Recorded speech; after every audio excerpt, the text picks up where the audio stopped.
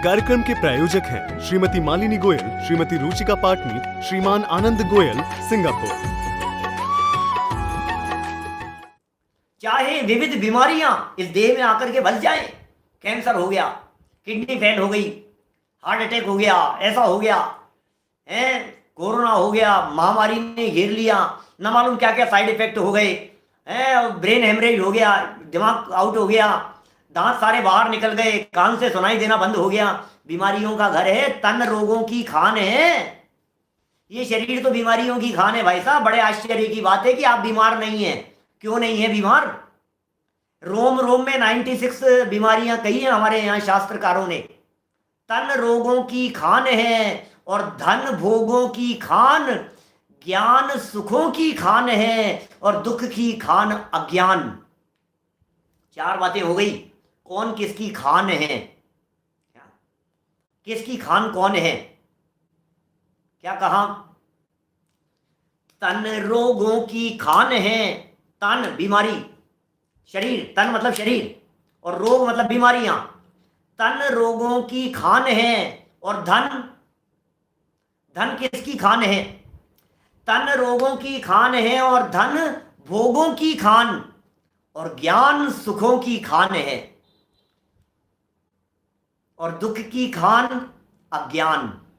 अज्ञान दुख की खान है, इसलिए अज्ञान से बचो, सावधान रहो भाई साहब। चाहे विविध बीमारियां इस देह में आकर बसे और चाहे हमारी संपदा इस वक्त ही जाती रहे, चाहे सगे संबंधी परिजन का वियोग मुझे बने, चाहे दुश्मन आके घेरे, लोक सारा हिल उठे, तो भी मैं जिन धर्म को एक क्षण भी छोड़ू नहीं।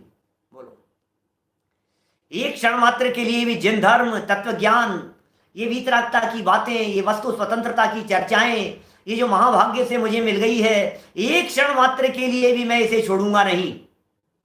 प्रतिकूलता चाहे कितनी भी रहे, कितनी भी प्रतिकूलता आ जाए, निज रमणता को नहीं छोड़ूंगा। ये कह रहे रहें, अडोल रहो, अकंप रहो, निरंतर रहो और मन को दृढ़ नहीं, दृढ़ स्क्वायर कर दो उसको, दृढ़ से और आगे बढ़ जाओ, वो होता है दृढ़तर।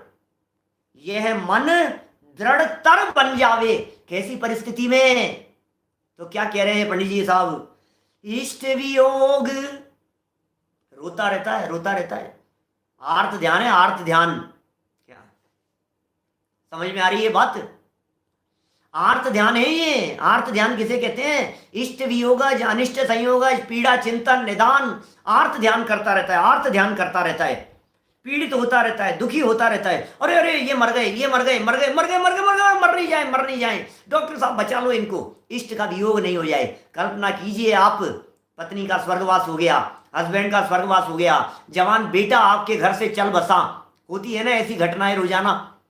हिंदुस्तान में कितने परिवारों में इस प्रकार की घटनाएं घटती है। हमारे परिवारों में भी घटी होगी, जानकारों में, परिचितों में, अपने ही घर में आए दिन इस प्रकार की घटनाएं घटती है। और लोग अनेक प्रकार की बातें कहते हैं कि नहीं नहीं पंडित जी सुनो सुनो, आप एक काम करो, एक बार हमारे कहने से इन देवता को जाकर के माथा टेक आओ, वहां उस देवता के पास में, देवी के पास में जाकर के नारियल चढ़ाया हो, वहां उस बाबा के पास में जाकर के ताबीज ले आओ, ये ताबीज बांध दो इनके। सुनो भैया, कल मरता आज मर जाऊं, हमें नहीं चाहिए ऐसी जिंदगी जो किसी और की, किसी ग्रहित मिथ्यात्व या किसी देवी देवता की दी हुई हो। ऐसी जिंदगी हमारे को नहीं चाहिए। कल मर रहा था, आज मरने को तैयार हूं मैं, मुझे नहीं चाहिए ऐसी जिंदगी। प्रत्येक व्यक्ति अपने आयु कर्म से जिंदा रहता है। इष्ट का वियोग हो गया। इष्ट के वियोग में आप क्या समझते हैं? पत्नी पुत्र परिवार का वियोग? नहीं। आजकल तो सबसे ज्यादा इष्ट दिखाई देता है आपका मोबाइल, महंगे महंगे मोबाइल, महंगी गाड़ी। क्या इष्ट का वियोग माने क्या है? इष्ट क्या लग रहा है आपको? अच्छा नया कुर्ता सिलवाया था और ये क्या हो गया, सूखने के लिए बाहर डाला था, ड्राई क्लीन वाले के दिया था, आया ही नहीं, उसने कहा फट गया। अरे यार क्या करते हो, पैसे ले जाओ भाई। अरे पैसे का क्या करूं, मुझे तो वो बहुत प्रिय था। डायरी खो गई, किताब चले गई, एक ही प्रति थी आपके पास में, चले गई साहब, अब क्या करें बोलो। परिस्थिति बन जाती है इस तरह की। इष्ट वियोग का मतलब क्या होता है? आप ये चाहते थे कि ये चले जाए, क्या है ये? चश्मा नहीं चले जाए, चश्मा नहीं टूट जाए बेटा, चश्मा नहीं टूट जाए। अरे इष्ट के वियोग में 50 बातें कह सकता हूं आपको मैं। आपने पत्नी पुत्र आदि के वियोग को ही इष्ट वियोग समझा है आज तक। हम ये कहना चाहते हैं इष्ट वियोग माने क्या? हर अनुकूल चीज के चले जाना एक चीज, और चले न जाए ये दो बातें हो गई ना। हम दो तरह से दुखी हैं। इष्ट का वियोग हो गया साहब, इष्ट का वियोग हो गया साहब, इष्ट का वियोग हो गया, हम दुखी हैं। एक तो ये दुख का कारण हो गया। अब दूसरे दुख का कारण है इष्ट का वियोग हो नहीं जाए, इष्ट का वियोग हो नहीं जाए। हम आप लोगों में से 90% लोग इस तरह के होंगे जो खाम खामे दुखी हैं। या तो भूतकाल को याद कर करके दुखी होते रहते हैं, या फिर भविष्य को याद कर करके परेशान होते रहते हैं। भूत को याद कर करके हम दुखी होते रहते हैं, अरे यार मेरे साथ ऐसा हुआ था भाई साहब, मेरे साथ ऐसा हो गया था, मेरे साथ ऐसा हो गया था। तो आज क्यों रो रहा है? हुआ था ना 20 साल पहले, 10 साल पहले हुआ था ना। क्या हालत है? नहीं नहीं नहीं नहीं साहब, अरे वो तो ठीक है, अभी नहीं हो जाए, अभी नहीं हो जाए, अभी नहीं हो जाए। अरे तो हुआ तो नहीं। कोरोना का जब माहौल था देश में, तब क्या चलता था बताओ? मेरे नहीं हो जाए, मेरे नहीं हो जाए, अरे मेरे आ नहीं जाए, मेरे कोरोना आ नहीं जाए, कोरोना आ नहीं जाए। जब तक वो जो जाती है ना, क्या बोलते हैं, रिपोर्ट आ नहीं जाती है, तब तक दिल ऐसे धक धक धक धक धक धक करता रहता है। थोड़े से सिम्टम्स दिख रहे हो खांसी जुकाम जैसे, और रिपोर्ट आई नहीं है अभी, और टेस्ट कराने के लिए ले गया है, धक धक धक धक धक धक धक ऐसा चलता रहता है। क्या पता क्या पता क्या पता क्या होगा। पेट में गांठ थी और डॉक्टर ने कहा कि ये जो गांठ आपकी निकली है ये वाईएफसी के लिए जाएगी, 3 दिन में रिपोर्ट आएगी इसकी। अब 3 दिन इसके कैसे निकलते हैं? कैंसर की गांठ नहीं हो, कैंसर की गांठ नहीं हो, कैंसर डिटेक्ट नहीं हो जाए, कैंसर डिटेक्ट नहीं हो जाए। अरे तो क्या सोच रहा है? बीमारी हो नहीं जाए, तकलीफ हो नहीं जाए, मर नहीं जाऊं, परिस्थिति ऐसी प्रतिकूल नहीं हो जाए। अरे हो जाए तब की तो बात अलग है। बंदर नहीं आ जाए, चूहा नहीं आ जाए, बिल्ली नहीं आ जाए, किचन खुली हुई है, बंदर नहीं आ जाए। अरे तो क्या क्या ये सब ये गड़बड़ियां हैं सारी। इष्ट का वियोग नंबर 1, इष्ट वियोग। और सेकंड बात कही अनिष्ट संयोग, अनिष्ट योग, किसी चीज के चले जाने की तकलीफ और चले नहीं जाए उसकी तकलीफ, अनिष्ट हो जाने की तकलीफ और अनिष्ट हो नहीं जाए उसकी तकलीफ। तो रो ही रो रहा है दिन भर, रोने के अलावा इसको दूसरा कुछ दिखाई नहीं देता है। क्या बताएं? क्या रोना ही रोना, दिन भर रोना रोना रोना, इकाई का रोना रोना लगा रखा है। नहीं नहीं साहब क्या करूं साहब, क्या करूं? अरे साहब आप बहुत स्थिति भाई साहब, जिसके ऊपर बीतती है उसे ही पता लगता है पंडित जी, क्या करें? जिसके ऊपर बीतती है उसे ही पता लगता है। आपके ऊपर बीतेगी तो आपको पता लगेगा। अरे सबके साथ होता है, दुनिया में अमर होकर के कोई नहीं आया है। इष्ट वियोग और अनिष्ट संयोग की स्थिति पूरी दुनिया में सबके साथ में है। इष्ट वियोग अनिष्ट योग में सहनशील, कोई बात नहीं, चले गए तो चले गए, उसमें क्या हो गया। हमने ऐसे ऐसे महापुरुष ही कहना चाहिए, साधर्मियों को देखा है हमने, जिनके घर में प्रतिकूल परिस्थिति हो जाने के बावजूद भी आंख से आंसू नहीं बहाते। कोई बात नहीं, मिट्टी है, इसको लेकर के क्या रोना, कोई बात नहीं। बेटे का और हमारा इतना ही साथ था, कोई बात नहीं। अनंत काल से अनंत जीवों के साथ में अनंत प्रकार के संबंध बने हैं। कितने ही प्रकार के संबंध बनते और बिगड़ते हैं। कल किसके साथ में क्या संबंध थे, आज किसके साथ में क्या संबंध है। मित्र हरि हो जाए जगत में अशुभ उदय के आने से, समता भाव रखो भैया, कोई बात नहीं। जो चला गया है, मैंने कल परसों भी तो बात कही थी आपसे इस तरह की कुछ, सहनशीलता के संदर्भ में। आप जिसको लेकर के रो रहे हैं वो बॉडी से लगाव था कि आत्मा से लगाव था? आत्मा से लगाव था तो वापस आ सकती है, और यदि आपको बॉडी से लगाव था तो पड़ी है यहां पर। रोते क्यों हो आप? रोने का क्या काम है? इष्ट का वियोग हो या अनिष्ट का संयोग हो, परिस्थितियां कितनी भी अनुकूल हो या परिस्थितियां कितनी भी प्रतिकूल हो, माहौल कैसा भी बन जाए, संकट है भाई साहब, आ जाते हैं, क्या करें। घर के 4 सदस्य एक साथ मर गए, बोलो, दुखों का पहाड़ टूट पड़ता है। बैठे थे यहां पर, बैठे बैठे पंखा गिर गया माथे पर, अब क्या करो बोलो। बिल्कुल स्वस्थ थे चाचा जी और एकदम पता नहीं, चल बसे, क्या करें। रोज होती है इस तरह की घटनाएं भाई साहब संजय जी, रोज इस प्रकार की परिस्थितियां बनती है। ये टूट गया, अरे रे क्या करूं साहब, ये फूट गया, अरे साहब क्या करूं साहब, ये मेरा था, ये मेरा था, मेरा मेरा करते हुए चले जाता है। ये धन धरा का है, धरा पर ही धरा रह जाएगा। क्या किसी का नहीं है ये, इसके माध्यम से कुछ होने वाला नहीं है। अलग अलग दिशाओं से आकर के पक्षी एक ही स्थान पर ठहरते हैं, इष्टोपदेश में लिखा है ऐसा। प्रातः काल होने पर सभी चले जाते हैं अपनी अपनी दिशाओं में उड़ करके। जाना तो है ही भाई साहब, किसी को 2 मिनट पहले और किसी को 2 मिनट बाद। एक कहानी सुनाता हूं मैं, क्या बहुत क्या बोलते हैं, देखो दिमाग में थी कहानी एक। निर्मोही नगरी के निर्मोही राजा का निर्मोही पुत्र निर्मोही की।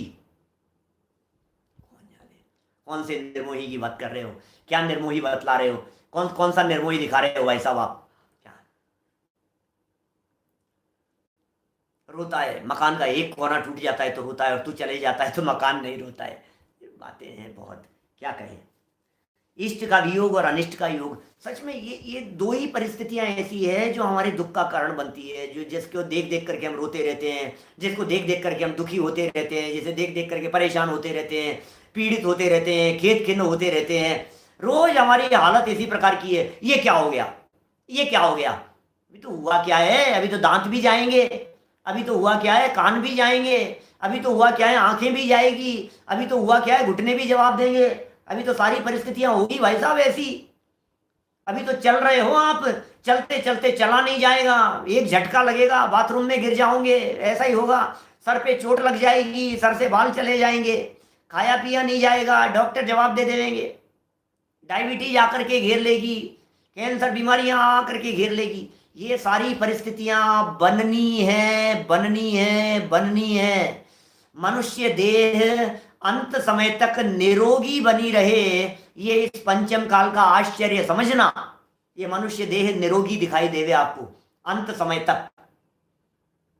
तन रोगों की खान है, कहां निरोगी रहेगा भाई, कहां तक निरोगी बना रहेगा, ये निरोगी नहीं रहता है शरीर।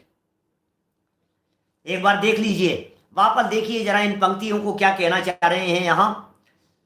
होकर सुख में मग्न न फूले, दुख में कभी न घबरावे। मग्न होकर के फूल जाता है और दुखी होकर के खेद खिन्न हो जाता है। कौन हो जाता है और किस परिस्थिति में हो जाता है, आप देखिए। मैं क्या बतलाऊं, आपके पास में फोन आया, आपकी लॉटरी लग गई, 1 लाख रुपए की, 5 लाख रुपए की लॉटरी लग गई साहब, आप लेने के लिए आ जाओ। एकदम फूल करके, ओ क्या, और आस पड़ोस वालों को मेरी लॉटरी लग गई, मेरी लॉटरी लग गई, मामा जी को फोन करके कह दिया, चाचा को फोन करके कह दिया, बुआ को कह दिया, उधर सबको कह दिया, दोस्तों अरे मेरी लेने के लिए जा रहा हूँ, गिफ्ट मिल रहा है मेरे को। और वहां जाकर के पहुंचा, और पहुंचने पर उन्होंने कहा यार ये तो 8 डिजिट थे और हमने ये 7 बोले थे, गलती से मिसअंडरस्टैंडिंग हो गई, ये खुला है, ये देखो आप, ये है। अब क्या होगा बोलो, अब कैसा लगता है, फीलिंग में क्या आता है आपके। अरे यार ऐसा भी कोई होता है क्या, मैंने तो सबको कह दिया, मैंने तो सबको बोल दिया। कहानी बदल जाती है बोलने के। आप जो सोचते हो ना कि मैं, एकदम मैं का मैं बकरी बन जाता है, बिल्कुल ऐसी कहानी बदल जाती है। अच्छा भला स्वस्थ दिखने वाला व्यक्ति जो ये कहता है कि नहीं मेरे कुछ नहीं हुआ है, मेरे कुछ नहीं हुआ है, मेरे कुछ नहीं है, और रिपोर्ट आती है कैंसर, ओ ये क्या हुआ, मेरे कुछ नहीं हुआ है यार, मुझे टेस्ट की कहां जरूरत है, लो पॉजिटिव। माने जितने हम वर्षों से बचपन से सुनते आ रहे हैं पॉजिटिव पॉजिटिव पॉजिटिव होना चाहिए, उतना ही अभी पिछले साल 2 साल के अंदर पॉजिटिव से घबराने लग गए। पॉजिटिव नहीं हो जाए, पॉजिटिव नहीं हो जाए, पॉजिटिव नहीं हो जाए, क्या हाल है। होकर सुख में, अभी सुख में फूलने का सवाल है, क्या दम है भाई साहब। ये तो मकान है, धन धरा का है, किसी किसी का नहीं हुआ है आज तक ये मकान। न मालूम मेरे से पहले कितने आए और कितने इसे अपना कहते हुए चले गए। इस मकान को, इस धरती को, इस जमीन जायदाद को। मैं एक प्रसंग सुनाता हूँ हमारे यहाँ का, जयपुर का। हीराचंद जी साहब आपको ध्यान होगा, हमारे यहाँ जयपुर में दरोगा जी का मंदिर है, एक दरोगा जी की हवेली हुआ करती थी। दरोगा जी थे, राजा के यहाँ दरोगा थे, हवेली बनाई लंबी चौड़ी और राजा साहब को आमंत्रित किया। अगर राजा साहब आपको तो आना है, बस मेरे घर का काम है, मैंने घर बनाया, हवेली बनाई है, आपको आना है यहाँ। और तुरंत राजा ने पलट करके कह दिया कि अरे दरोगा, क्या हवेली बनाई है तूने? मंदिर बनाता तो आता, रहने के लिए घोंसला तो पक्षी भी बना लेते हैं, झोंपड़े में क्या दम है? ओहो, बात ऐसी लग गई भाई साहब उनके, ऐसी बात लग गई, ऐसी बात चुभ गई उनके दिलो दिमाग में, जिस बात को सुनकर, जिस बात के चुभ जाने पर उन्होंने फिर राजा साहब को आग्रह नहीं किया, फिर मंदिर बनाया, हवेली से विशाल मंदिर। जौहरी बाजार जहां टोडरमल जी का मंदिर है, उसके पीछे पीछे रूपचंद जी दरोगा नाम लिख रहे हैं सामने से, उन्होंने बनाया वहां, जिन मंदिर बनाया, विशाल मंदिर बनाया, और धूमधाम से राजा साहब को बुलाया, राजा साहब भी आए वहां। क्या बनाते हो, क्या दम है। और आज हमारे देखो, मंदिरों से सुंदर मकान, और मकान से सुंदर बाथरूम। ऐसा लगता है बाथरूम में पैसा खर्च, असली पैसा तो बाथरूम में लगता है। गजब हो गया बाथरूम में, जहां 5 मिनट में जाकर के जहां से निकलना है उसके अंदर पैसा लगाओ, पैसा लगाओ। अच्छा अच्छा, एक चीज ऐसी, A1 चीज, ऐसी फैसिलिटी, ऐसी फैसिलिटी, ऐसी फैसिलिटी बनाना चाहता है जैसे बाथरूम में बैठा रहेगा। क्या करें, सोच सोच का सवाल है भाई। सुख में मग्न होकर के फूलो मत, ये फूलने का समय नहीं है। पोजीशन आई है, टॉप किया है, ये किया है, सम्मान हो रहा है, फूलो मत। हवा निकलते देर नहीं लगेगी, गुब्बारे की तरह मत फूलिए। दुख में कभी न घबरावे, इसका नाम है समता भाव। ये जो लास्ट शब्द दिए ना इसके, सहनशीलता दिखलावे, ये सहनशीलता क्या चीज होती है? सहनशीलता का मतलब होता है, देखो पाप को सहन करने वाले तो बहुत होंगे, क्या पाप को सहन करने वाले तो बहुत होंगे। पाप की परिस्थितियों को, पाप के उदय को, प्रतिकूलताओं को, उन्हें बर्दाश्त करने वाले दुनिया में लोग बहुत मिलेंगे, लेकिन अनुकूलताओं को बर्दाश्त करने वाले लोग नहीं मिलेंगे। ये कठिन काम है। पाप के उदय को बर्दाश्त कर लेना आसान काम है, झेल सकता है व्यक्ति हिम्मत के दम पर, लेकिन प्रतिकूलताओं को झेल, अनुकूलताओं को झेल लेना, खुशी के प्रसंग में भी खुश नहीं होवे, फूले नहीं, ये बड़ा कठिन काम है। महापुरुष यही बात कहते हैं। क्या कह रहे हैं? दुख में कभी न घबरावे। और फॉर्मूला मैंने आपको बतला दिया, ये पर्याय है, और पर्याय कभी स्थिर नहीं रहती है। पर्याय कभी परमानेंट नहीं होती है। परमानेंट ही हो जाए तो उसे पर्याय कौन कहे? ये परिवर्तनशील है। एक द्रव्यत्व नाम का गुण है, हर समय बदल रहा है, हर समय बदल रहा है। अंजुली जल सम जवानी क्षीण होती जा रही, प्रत्येक पल व्यतीत होता जा रहा है, बीतता चला जा रहा है, खत्म होता चला जा रहा है। छोड़ दो वहां से, दृष्टि हटा दो, ये दिन भी न रहेंगे। अरे साहब क्या माहौल है, क्या ठाट बाट है साहब, क्या ठाट बाट है, नौकर चाकर ये वो रही राजसी ठाट बाट के साथ में रहते हैं। सुनो, ये दिन भी न रहेंगे। अच्छा, घमंड को रोकता है ये दिन भी न रहेंगे, और परिस्थिति बन गई प्रतिकूल, और उस परिस्थिति के अंदर बन गया, आ गया संकट। अब याद करो, ये दिन भी न रहेंगे भैया, ये दिन भी नहीं रहेंगे, चिंता मत करो। ये दिन परमानेंट रहने वाले नहीं है, ये दिन शाश्वत रहने वाले नहीं है, तो दुखी होने की जरूरत नहीं है। कितनी सुंदर बातें हो गई। और क्या क्या कह दिया फिर इन्होंने, दुख की परिस्थितियां भी बतला दी। पर्वत नदी शमशान भयानक अटवी से नहीं भय खावे।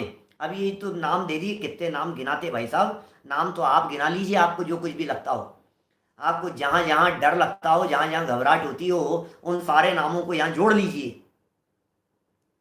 आपको दे दिया, आपको जिन जिन बातों से घबराहट लगती है, आपको जिन जिन बातों से अरे यार ऐसा नहीं हो जाए, अरे यार बच्चा साइकिल चला रहा है भाई साहब, कोई दिक्कत नहीं हो जाए, बच्चा पहली बार स्कूटी लेकर के गया है, तकलीफ नहीं हो जाए, पहली बार परदेश जा रहा है, अकेला नहीं पड़ जाए, साथ कोई नहीं है, साथ कोई नहीं है। अरे भाई कौन साथ होता है?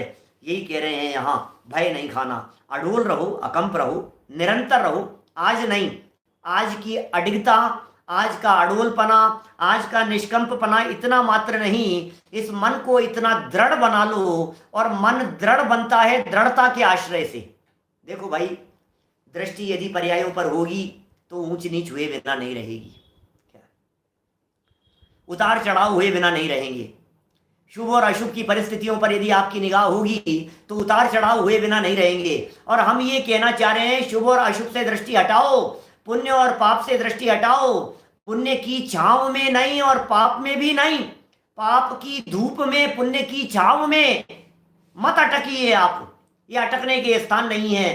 स्वभाव को देखिए, स्वभाव के सानिध्य में आकर के, शीतल छांव में आकर के बैठिए, स्वभाव के आनंद लीजिए। वो स्वभाव अपरिवर्तनशील है।